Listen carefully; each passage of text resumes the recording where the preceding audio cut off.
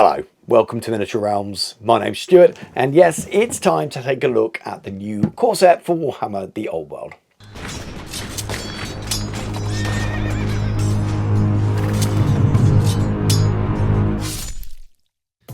Miniature Realms is proudly sponsored by Counter-Attack Bases. They stock a wide range of counters, gaming aids and movement trays for multiple game systems and offer custom items to suit your club or even your podcast or YouTube channel. Make sure you check out their Old World compatible range. It's expanding all the time. New ranges are being added soon. Look at these fantastic generals tokens to help those of you who are forgetful remember in-game effects and spells and things like that. And look at these Old World Legacy Army token sets as well. Again, more of these are being added all the time and very nice they are. Check out the link in the video description. So, the core set, we're going to take a look at everything that's in here today. I'm going to give you my opinions on it. I've also been sent the card sets. I will probably go through these on separate short videos, just so you can have a little look for those of you that are interested, but essentially they are updated versions of the ones that we had before as well. But the fun here is to focus on this. We're going to take a quick look at the rulebook and what this means for the game, what's changed in a broad sense of things. There is a second video coming very soon where I spend a bit more time and I do a bit more of a deeper comparison across the two publications. Of course, we'll take a look at all the rest of the book as well, including the other smaller publications, including the muster list book, which is a little bit of fun, and then all of the components, including, of course, the miniatures. What I won't be doing in this video is talking about the Cathay side much at all. If you are new to the game and you are interested in the Cathay side, I covered them loads when they came out just over a year ago. And there's some really big detailed unboxing videos there and paint videos, and I'll pop a link in to those. So go and watch those afterwards if you're really interested in Cathay and you want to see how to paint them. For the Chaos side of the box, I'll be giving them a lot more love and showing off not only the frames, but talking a little bit about how they were to build and some comparison shots and things, so you really get an idea of what the new miniatures are like and what I think of them. For those of you who want to know how we would paint them, that will be a separate video as well. Again, trying to break them down so this video doesn't end up being a 1 hour long epic. So there will be a full painting tutorial of how I speed painted, or sort of speed painted, the new Chaos miniatures, also coming in a few days. So to the box, and as usual, the lights reflecting off the nice shiny box. I really like the artwork here. That's pretty epic. I think it fits along with all the previous bits, and I really like the look of the back of these boxes. As much as we know what's in there, and we're going straight into it, reminds me a little bit of being a teenager first dreaming about the game, looking at the backs of the big core sets. So let's get it open. All the things you usually expect to find in a full starter set, including your measuring stick. I don't know when this design first came around. I think the first one I saw was within the Goblin Town set. So if anyone knows, put the answer in the comments below. The orange templates now, and a full set of dice. I seem to remember there has been a bit of a shortage of artillery dice at some point, or maybe I'm misremembering, but strange one here. I think that's a slightly different font on the artillery dice. Bit boring anyway, but someone let me know. And then I attempted to lift it all out to reveal the Old World symbol, but of course managed to leave one frame behind there. And you get this little card sheet these days that's there to protect the contents, really protect the plastic against rubbing against other things in the boxes. And if you've had a modern day big box like Saturnine or something, this layout is very familiar to you. You've got your transfer sheet here, which is a split between the two factions. The Chaos stuff seems to be pretty sort of generic stuff, undivided, which is what you'd expect anyway. And then you've got your bases tucked in on each side of the box. And then in the center you have your rule book all wrapped up. And now underneath is a little bundle of other papers, and we have the muster list booklet, which we'll come to a little bit more in a moment, and then we also have the guide for building your miniatures. And this thing's whopping. It's almost like the thickness of an arcane journal, and it's got a proper spine to it. I'm not quite sure why it's printed in that way, probably to do with page count, but it's all full colour and all really easy to follow, but nothing in there aside from the instructions.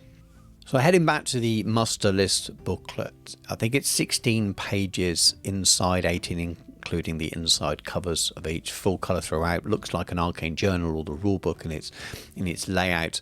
I think it's a pretty cool thing, to be honest with you. It fits in with the game, gives you a bit of a feeling of what the other publications will look like if you are brand new to the game.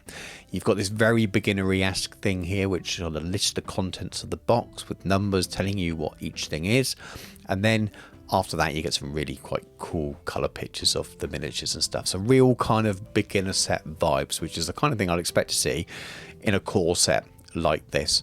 And then after that you have the 2 muster lists in there, and they're ready selected lists. One's 600 points for the Chaos and one's 598 for Cathay, and each of the unit entries has already had its options chosen for you. They've given names to the characters and things, but essentially from the main army list, the special rules you needed that relate to those armies and the items that they have. And the same again for Cathay. I like the little bit of narrative they built into it, using names for the units for the characters. Again, it feels very old school starter set with a little bit of a story, and that carries over into the scenario, the learning scenario in many ways for a Battle March size game. So this is essentially Battle March, and then this nice colourful spread to finish off. But what it is missing is a little bit of a brief how to play, which I think is a shame, really. I think they've missed a trick here. You get it in the Saturnine box. There's a few pages as well that show you how to play a game. Not much, you know, it's barely scraping the surface, but just the how to do a combat, how to do the odd maneuver, how to move and things like that. Essentially what this book is saying to you, here's all your basic army list and your starter scenario. Now go and read the rulebook, and it's bopping. And if you're completely new to the game, that might be a bit daunting. So now onto the rulebook, which is nicely protected inside these card covers. And that's the usual for big starter sets these days as well. And with it are a couple of the quick reference sheets. They've obviously been updated with any FAQ changes, like the book as well. And I think that's quite important. I'm guessing there'll be some changes on here to do with casting magic, those kind of things, other things. Trying to remember all the changes that we had in that big FAQ last year, but they'll all be updated on here. And I love these. I don't remember everything I should do, so I quite like these to play with. And then we have the playmat, the poster, effectively playmat. The artwork's really cool on it. It's obviously quite glossy and shiny. It's a temporary thing, and again, it just reminds me that this is a core set for new players, which I think is absolutely fantastic, but also reminds me that lacking that introductory to the rules thing that I was talking about. If it's aimed at brand new players, which it clearly is, that just highlights that bit's missing a little bit for me. And that brings us on to the rule book. There's not many changes on the cover at all. They've updated the date by 2 years, and they've added Cathay and a Chaos Dragon there, and maybe a Norska shield at the bottom. There's a few people talking about that online and what that might mean. The book itself is 1.5.2 FAQ included, essentially. And at the time of me recording this, and I believe at time of pre-order, there won't be an FAQ out, and the page count is exactly the same as the last book. So a little more on those changes, and here's an example of it using my old book where the wording has changed. Here on the identical page in the same part of the book, they've just changed the wording as per FAQ. So it's great for new players, but if you have the old book and the FAQ, you won't need this to play at all. Other than that, most of the changes are aesthetic, and you can see examples of it in places like this. Beginning of each lore section, there's the new artwork that was inside the Arcane Journal for each of those armies, rather than the colour artwork they had before, which was, I think, were old army book covers. Little things like this. They've updated the chaos powers there. This will upset a few people. They're using the same different names that they used in the Arcane Journal for Marauders, rather than the Chaos God names. You've got Cathay added, of course, as well. And that's all the core rules of the book and the bits of lore and things, but Battle March is in this book, and that is an addition, and it's a really important addition because that's the way the game is set up. We've got 2 Battle March armies in the starter set, but there's also some changes to the Battle March rules, not the core of Battle March, how you select your armies, etc., but there are some additions or changes to the objectives, the way the game is made, and there's more scenarios for Battle March as well in the core book. Obviously at the same time we have the new Battle March General's Companion, which I don't have to review at this time, so I can't compare what's in there with what's in the core rulebook, but I imagine it will be the same. But it's definitely more here than there is in the War of Cetra's Fury, so something to be excited about, and definitely something actually it might mean if you've got the old Warhammer rulebook and you buy the new General's Companion for Battle March, you've got all that information again, so you don't have to buy the core rulebook. I imagine that's what it is, but without it here to check, I can't say, but exciting stuff anyway. And I will be covering those two books, as I've already mentioned, in a bit more detail. I'll sit with my old book and I'll sit with the new book, and we'll have a bit of a flip through on camera and talk about some of those changes, some of the layout changes and things. But essentially, rules wise, there's nothing to talk about because the conversations around the FAQs have already taken place. The rules haven't changed. There's no new rules to talk about here, but I will cover that off in a separate video. So on to the miniatures. I won't be covering the Cathay here for the reasons I said at the start of the video. I've got lots of videos on them that will show you the sprue pictures, that will show you how I painted them, etc. So we're going to focus today on the new miniatures, the ones that people have never seen before, which of course are the Chaos Warriors, and just give you a quick look at the frames.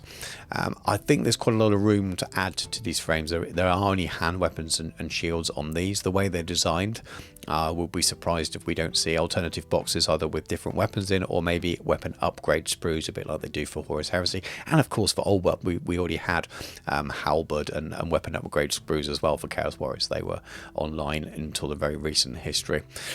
Same with the mounted troops. The only options are the lances.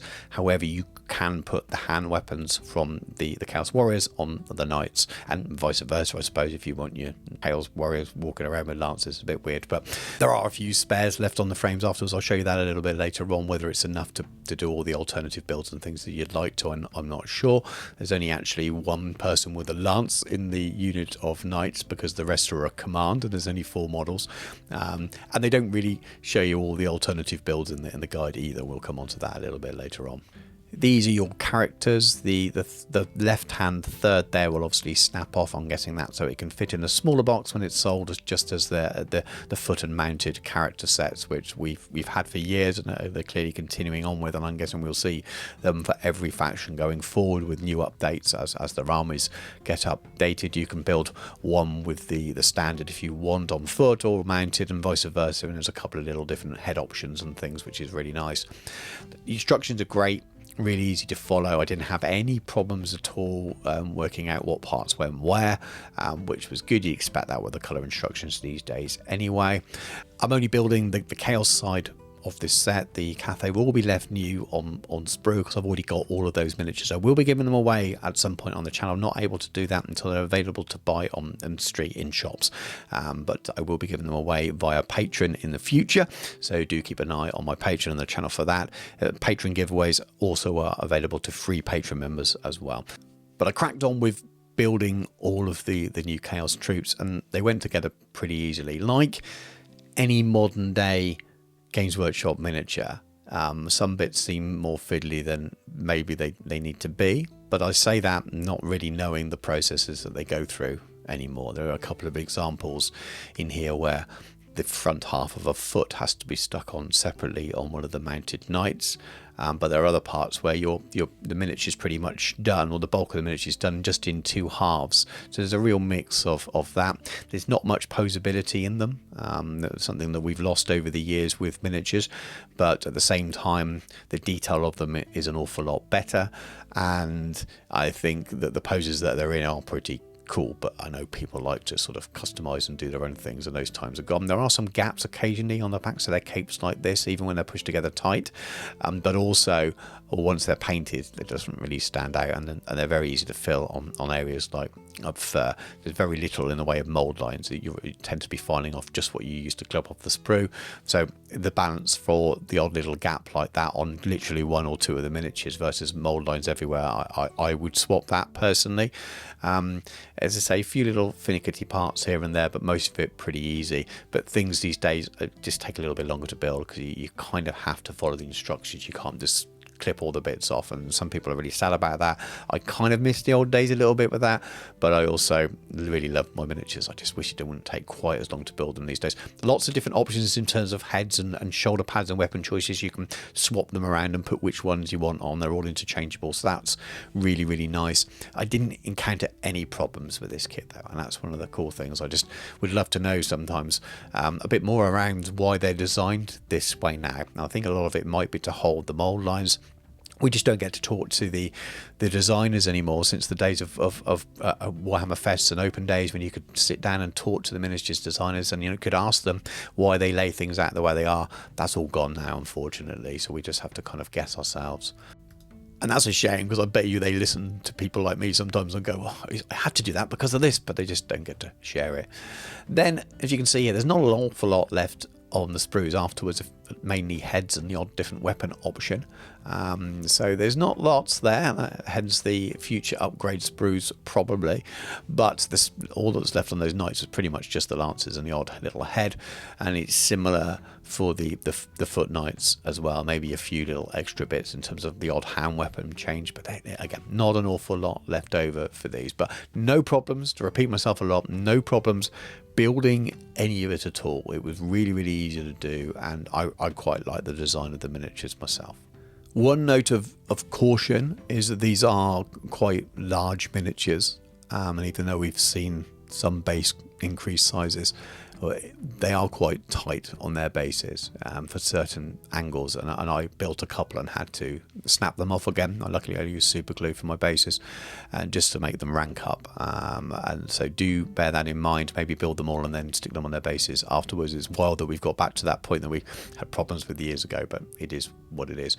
But just a closer look at the unpainted assembled miniatures. I think it will take a little while before there's pictures on the website of the sprues and things, so you can get a bit of an idea what they look like without the studio paint jobs on. I am a fan of these. I'm a fan of the aesthetic. I mentioned it before in the announcement video, the reveal videos on the podcast I did on the Old Worlders when we talked about the release. I like them. I like the mix of the aesthetic. There's loads of inspiration from sort of 3rd edition, definitely some 5th edition miniature inspiration in there as well. They still feel like Chaos Warriors to me, and they feel like a nice evolution for the new Marauders, and I think that's deliberate. It looks like the Marauders could then go on and become Chaos Warriors, and it feels like there's a natural evolution between those miniatures. Hence the sort of similar fur cloaks and things, and that new aesthetic for Warhammer: The Old World, which makes them look a little bit older in many ways than the more sort of modern versions of them. I think that works really well because we're in a different time period here, so that's cool. Works for me. It won't be everyone's favourite thing, but at least there's other miniatures still available if you want to stick with the old styling. You can keep buying the AOS style miniatures if you wanted, but yeah, I'm a big fan of these. There's a little bit less, it looks like this packed full of detail, but a lot of that is kind of edging of armor and spikes, which you can just paint all as metal. You really can. There's less leather straps, there's less leather boots, or no leather boots really here, and that should make it easier to speed up some of the painting.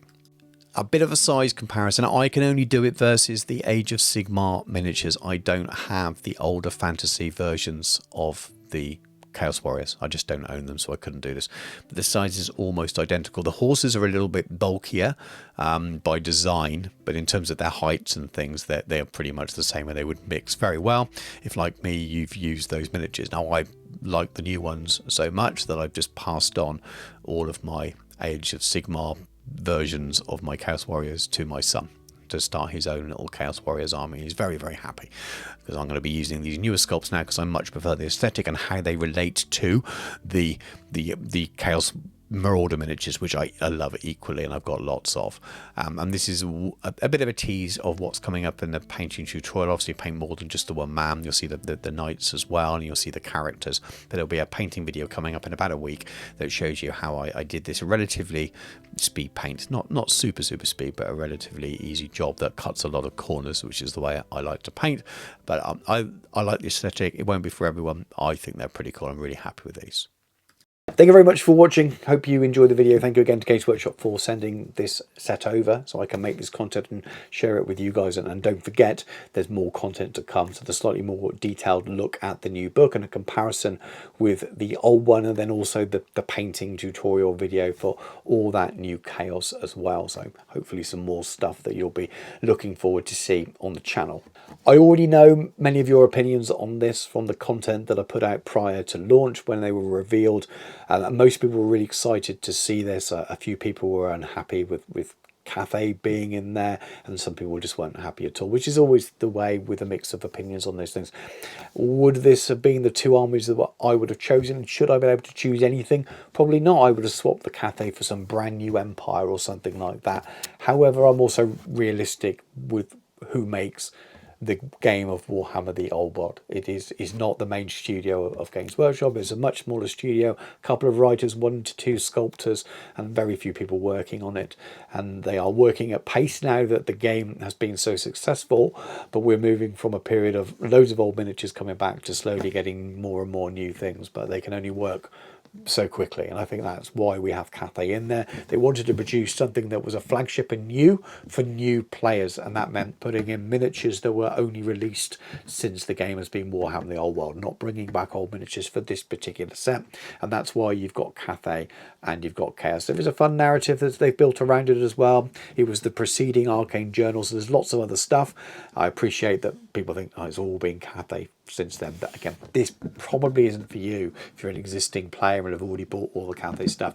This is for new players. This is a long-term new offering to get people into the game with an updated rule book that's actually valid and works, and new miniatures saying this is what Warhammer the Old World is and signals the future for the game. And that's the way I see it. That's why I'm happy and positive about it, because it's the game I love. They're not my favourite two armies. I love Empire. I love Dwarves. Does this set mean it's more likely that new players are going to come and join the game, so you'll have more opponents in the future, more people to play the game with, which is more money spent on the game, which means they can produce more stuff. And that's the way I'm looking at it, and I think it's a really healthy way to look at it. But aside from that, I think it's a really good set. It's well produced, it looks really nice, there's cracking miniatures. Even if they're not your favourite factions, they are good quality miniatures. You've got dice in there, you've got your measuring sticks. It is a true starter, which I think is so important for the game, and that's why I'm so happy about it. So I think they're doing a really good job with it, and I'm really excited to see all the things that are coming out around it as well. If it was just this, it would have felt like it was just new players being targeted, but no, we've got loads of stuff coming along at the same time as this release as well. The Battle March book, new starter sets via Battle March. I always think it's a great time for the game. If you want to hear the wider chatters around that, check out the Old Worlds podcast I do on this channel with my friend Mark, and we've talked about the releases in more detail, and we'll be talking lots more about these new releases as well. So let me know what you think in the comments. I know a lot of you will say, I wish it was this army, that army. That's absolutely fine. Please do share what armies you wish it was, but also just keeping in mind the things I've just said. This is good for the game overall, I think. If you think it's bad for the game, explain why. I'd really be interested. I can change my mind. I just can't see how this is bad for the game, if I'm honest with you.